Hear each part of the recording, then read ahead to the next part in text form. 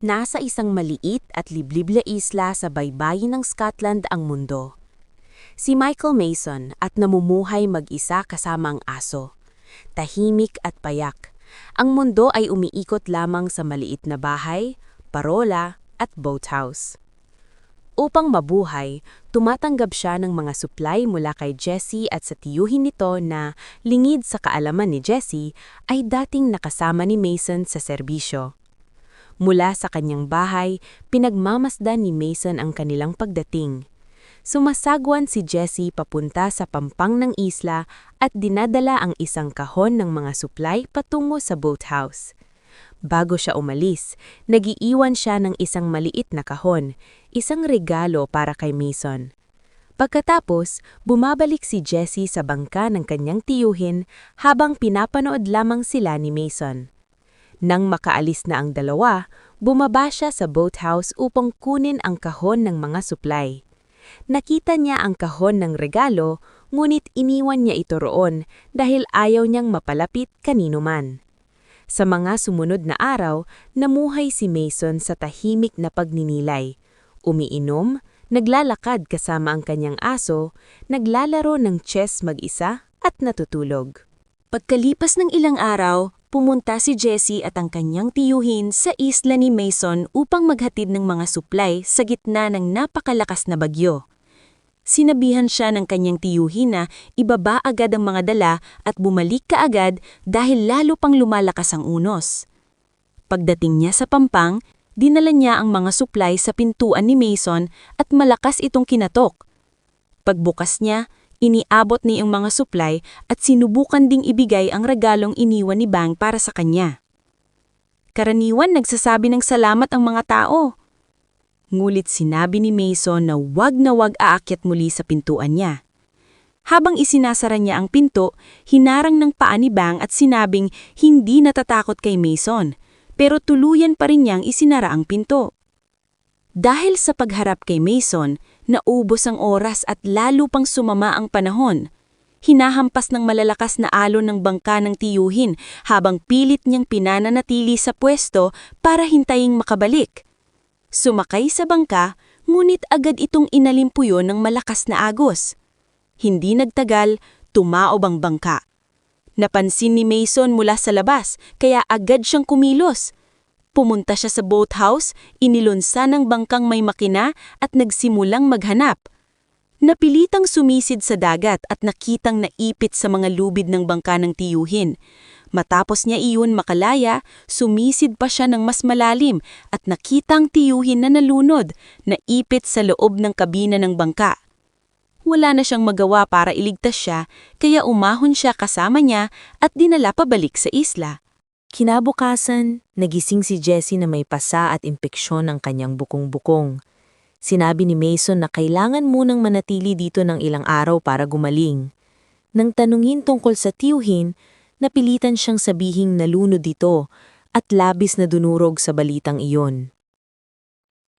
Lumipas ang mga araw na pare-pareho lang ang routine. Sinusubukang magpagaling habang pinapanood si Mason na umiinom, naglalaro ng chess at natutulog. Kalaunan, naghalongkat sa mga gamit niya at nakakita ng kutsilyo. Napangsin na binuksan na ang regalo niya, isang maliit na snow globe na may parola sa loob. Nang dumating si Mason upang tingnan ang kanyang bukong-bukong, inakala niya sasaktan niya kaya tinutukan siya ng kutsilyo. Sa halip na magalit, itinuro pa niya ang tamang paraan ng paghawak nito. Tinanong ko bakit hindi pa siya tumatawag ng pulis at sinabing tiyak na may naghahanap na. Sumagot si Mason na hindi niya iyon magagawa at alam niyang tuluyan ng naulila. Matagal nang patay ang kanyang ina, hindi nakilala ang ama, at ang tiyuhin na lamang ang natitirang kilalang pamilya. Sinabi kay Jessie na maaari na siyang umalis kapag tuluyan nang gumaling ang kanyang sugat. Dahil tanggap na niya ang kanyang kalagayan, sinubukan niyang gawing magaan ang sitwasyon. Gumawa ng sariling pang-araw-araw na gawain, ginugol ang oras kasama ang aso na pinangalan ng Jack, at ipinakitang mahusay at mahirap talunin sa larong chess. Ngunit napagtanto na hindi tuluyang gagaling ang sugat niya kung walang tamang gamot, kaya nagpunta sa mainland para bumili sa butika. Bilang dating operatiba, maingat niya iniwasan ng lahat ng kamera, ngunit aksidenteng nakunan ng kamera ng isang cellphone. Napunta ang kuha sa programang THEA at agad na italang marahas na terorista. Sa kanilang command center, nakita ni Roberta ang alerto at nagpadala ng kill squad. Samantala, nakita rin ni Manafort ang parehong alerto mula sa bahay niya at napangingi, batid ang posibleng nabunyag. Samantala, sa Lombon, iniimbestigahan ng isang komite ng pamahalaan ang isang lalaking nagngangalang Manafort dahil sa paggamit niya ng isang hindi etikal at posibleng illegal na surveillance program na may codename na THEA. Ayon sa komite, nahack ng programang ito ang lahat ng telepono at kamera sa buong UK kung saan kinukolekta at iniimbak ang impormasyon ng mga mamamayan na tila nagiging isang police state ang bansa. Ipinagtanggol naman ni Manafort ang THEA sa pagsasabing dahil dito ay napigilan ang 12-12 ng pag-atake at natukoy ang maraming terorista.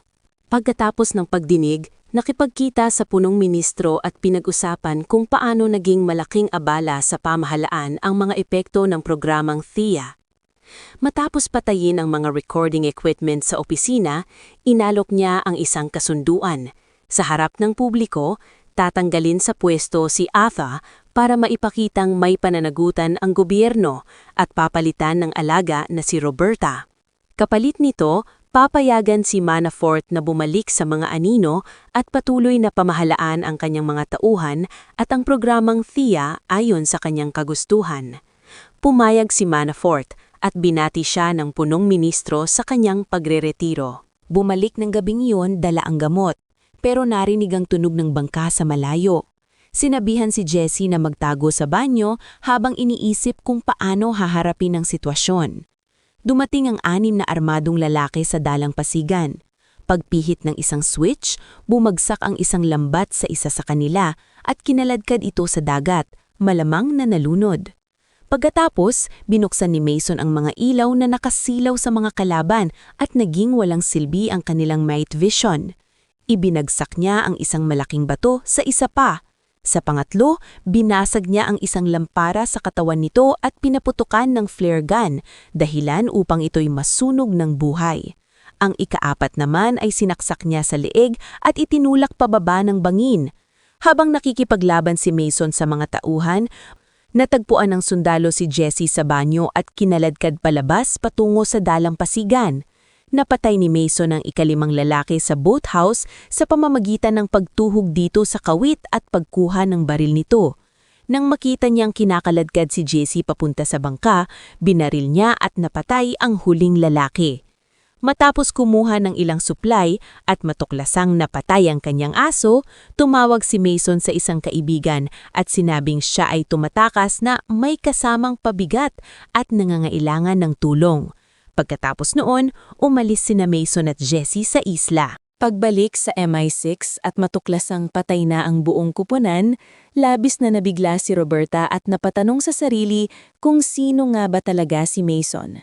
Pagkarating sa mainland, dinala si Jessie sa isang bahay bukid. Tinuruan siya kung paano hawakan ng tama ang assault rifle na nakuha mula sa isa sa mga lalaki sa isla. Pumasok sa loob ng bahay, pero hinarang ng may-ari na may hawak na shotgun. Bago pa man, naunahan si Jessie ang lalaki at mahinang pinakiusapan siyang ibaba ang baril. Nang mapansin niyang sugatan, humingi si Jessie ng tulong sa may-ari ng bahay. Habang sinusubukan ng koponan na mahanap si Mason, nakatanggap ng tawag mula sa pulis na galing sa isang farmhouse. Inutusan si Workman na dalhin siya, pero hindi alam, tauhan pala siya ni Manafort.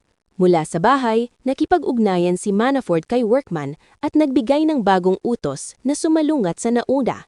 Dapat patayin si Mason. Nang tanungin ni Workman kung ano ang gagawin kay Jessie, Malamig niyang sinabi na kailangan din itong patayin. Habang ginagamot si Mason, pumasok ang anak ng magsasaka na halatang may kasalanan. Tinanong siya ni Mason kung may nagawa siya at sinabi ng bata na tinawag niya ang pulis. Hindi nagtagal, dumating ang mga pulis. Pero sumingit si Roberta sa komunikasyon at sinabi na huwag silang makialam. Nang subukan ng magsasaka na lumabas, napatay siya ng isang sniper, si Workman pala, na nagkamaling inakalang target. Nang marinig ito ni Roberta at ng kanyang team, sinubukan nilang kontakin si Workman pero nakita nilang pinatay niya ang komunikasyon at kumilos ng mag-isa. Lumabas si Jesse sa isang side door, pinahinto ang lahat ng pulis nang hindi sila pinapatay at nagnakaw ng isa sa kanilang sasakyan. Hinabol ni Workman at sa huli, naitulak ang sasakyan niya para itaob. Nakita ni na Mason at Jesse ang isang lugar para magtrabaho at nagpalit ng sasakyan. Habang naglalakad sa kalsada, duguan at may pasa, huminto sa tabi ang isang babaeng halatang nag-aalala sa kanyang sasakyan. Bigla namang may pulis na huminto sa likuran at nakita na pinatay ni Workman ang opisyal. Pagkatapos noon, lumapit siya sa bintana ng babae. Nararamdaman ni Roberta na nagiging malaking gulo na ito, kaya nakipag-usap siya sa isa sa kanyang katrabaho na si Madison. Napansin ni Madison na ang larawan ni Mason ay hindi tugma sa larawang nag-trigger ng alerto. Binuksan ang coding ng file at doon nalaman ang tunay na tala ni Mason, isang iginagalang na Black Ops soldier na tumakas matapos tumangging patayin ang isang Iranian scientist na tumalikod sa kanya. Nagkunwaring patay si Mason at simula noon nagtatago na siya. Dumating sina Mason at Jesse sa isang liblib na bahay sa gitna ng kagubatan, tirahan ng matagal ng kaibigan at kasamahan ni Mason, si Arthur Booth. Kailangan ni Mason na maayos ang pag-alis ni Jesse dahil inosente siya at napunta lamang sa gitna ng gulo ni Mason. Habang nagmamasid si Jesse, napangsin niya ang ilang bote ng gamot. Nalaman ni Mason na pinalitan ni Arthur ang kanyang larawan ng isang ordinaryong tao upang ilihis ang atensyon ng gobyerno. Ngunit pinalitan naman ito ni Manafort ng file ng isang terorista, kaya ang inosenteng military squad sa parola ay nauwil sa kapahamakan. Sinubukan ni Mason na hilingin kay Arthur na tulungan siya kay Jesse, ngunit sinabi ni Arthur na hindi niya kaya. Bumalik si Jesse at ibinunyag ang dahilan ng pag-aatubili ni Arthur. Siya ay may malubhang sakit na cancer. Meron si Arthur ng parehong gamot na ibinigay sa ina ni Jesse noong siya ay namamatay. Tinanong ni Mason kung totoo ito. Malungkot na inamin ni Arthur at sinabi na ayon sa kanyang mga doktor, maaaring 1 taon na lang ang natitira sa kanya. Habang palabas na tatakpuan ni Workman na matagal na sinusubaybayan ng bahay, nagkaroon matinding alitan sa loob ng aklatan. Habang hawak niyang kutsilyo, itinuro ni Jesse ang kanyang baril at nagmakaawa na huminto siya, sinusubukang maapela sa natutulog niyang kabutihan. Pero hindi siya natitinag. Kinuha niya ang baril mula kay Jesse at sinubukang patayin. Agad siyang sinalpok at sabay niyang tumakbo ni Jesse papunta sa kotse ni Arthur at umalis agad habang pinapaputukan ni Workman. Habang humihinto sa bayan, binigay ni Arthur ang isang telepono at sinabing tawagan siya sa oras ng emergency. Sinabi kay Jesse na kailangan maging maingat sa paglakad para hindi makuhanan ng kamera. Pero may isang kamera sa loob ng kotse na nakakuha. Binura ni Manafort ang larawan mula sa Thea at kinausap si Workman tungkol sa kinaroroonan. Nang malaman ni na Roberta at Madison na pagtanto nila na nalantad ang Thea at naglatag sila ng bitag. Nang muling subukang mag-access ni Manafort, na-lockout siya. Napagtanto ni na Madison at Roberta na sangkot si Manafort sa nangyayari, ngunit sinabi ni Roberta na hahayaan muna niyang ayusin ito sa ibang pagkakataon. Ang pangunahing layunin nila ay mailigtas si Mason ng buhay. Dahil kunti na lang ang pagpipilian, nagtungo sina Mason at Jesse sa isang nightclub na pag-aari ni Kamal, isang trafficker. Matapos niyang sakta ng mga bouncers sa labas, pinayagan siyang pumasok at makausap si Kamal. Sinabi ni Mason kay Kamal na magbibigay siya ng ligtas na daan para kay Jessie, kasama ang bagong pagkakakilanlan at pera para makapagsimula muli. Sagot ni Kamal, wala siyang kapangyarihan para humingi ng kahit ano mula kay Mason. Ngunit tumugon si Mason na matagal nang malaya si Kamal sa kanyang ginagawa, ngunit ngayong bumalik na si Manafort sa gilim, wala nang makakahadlang sa kanya na mapatay bilang isa pang natitirang problema. Nang kumbinsido, sinabi ni Kamal kay Mason na maghintay habang inihahanda niya ang lahat. Nalaman kung nasaan si Mason, kaya nagpadala ng grupo ng mga mamamatay tao sa club. Alam rin na may alam si Roberta sa sitwasyon, kaya nagpadala rin siya ng kanyang sariling team. Nang malaman na ilang minuto na lang at darating na ang grupo, samantalang nasa loob na ng gusali ang grupo, malinaw na may lihim na operasyon laban kay Mason. Binigyan ni Kamal si Mason ng bagong pagkakakilanlan at pera para kay Jessie, kasama ang lokasyon ng bangka na aalis sa loob ng 30 minuto. Ayaw ni Jessie na umalis nang wala siya, pero sinasabi ni Mason na ito lang ang paraan para mapanatiling ligtas siya dahil may mga taong naghahanap pa rin sa kanya. Mason kay Jessie na sumakay na sa bangka pero ayaw niyang iwan siya dahil siya na lang ang natira sa kanya. Sinubukan ni Mason na aliwin siya at sinabi na ito ang pinakamabuti para sa kanila. Biglang may putok ng baril sa paligid, natagpuan na sila ni Workman. Inilapag ni Mason si Jessie sa bangka at mabilis itong umalis. Ligtas siya. Nagpalitan ng putok sina Mason at Workman hanggang maubos ang kanilang bala. Sinubukan ni Mason na kausapin si Workman isang huling beses at tinanong kung alam niya kung bakit siya pinadala para patayin sila. Sumagot si Workman na wala ng kabuluhan. Sinubukan ni Workman na atakihin si Mason gamit ang kutsilyo, ngulit kumuha si Mason ng mahabang kadena at ikinakabit ang isang malaking tubo. Pinalo niya ito at tinamaan si Workman ng malakas sa ulo, nabali ang liig niya at namatay. Ilang araw pagkatapos, nasa mansyon si Manafort. Nanonood ng balita habang si Roberta ay abala sa pagharap sa gulong na gawa niya. Habang naghahanda ng inumin, tumingin sa labas at napansin na patay ang 2 gwardiya niya. Agad na unawaan ang ibig sabihin nito at mabilis tinapos ang inumin. Paglingon, nakita si Mason. Tinawag niyang Golden Boy at pinagsabihan dahil sa paglabag sa mga patakaran, dahil nagkaroon ng konsensya.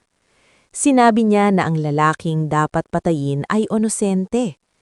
Sinubukan niyang ibalik sa grupo, ngayon na may ganap kapangyarihan sa pamamahala ng mga operatiba ng Black Kite para sa kabutihan ng bansa. Pero sinabi ni Mason na ganitong pag-iisip ang dahilan kung bakit hindi niya pinagana ang baril 1 dekada na ang nakalipas, at kung bakit kailangan niyang gawin ito ngayon. Pinutok hanggang mamatay. 3 buwan nang lumipas. Naninirahan si Jessie sa Spain, binabantayan ni Roberta at ng MI6 habang alam nilang darating rin ang panahon na muling lalabas si Mason. Tahimik na ipinadala ni Mason sa kanya ang isang bag na may piraso ng chess bilang palatandaan na buhay pa siya. Habang naghahanap si Jessie sa paligid para sa kanya, muling nawala si Mason, kontento sa kaalaman na siya ay ligtas.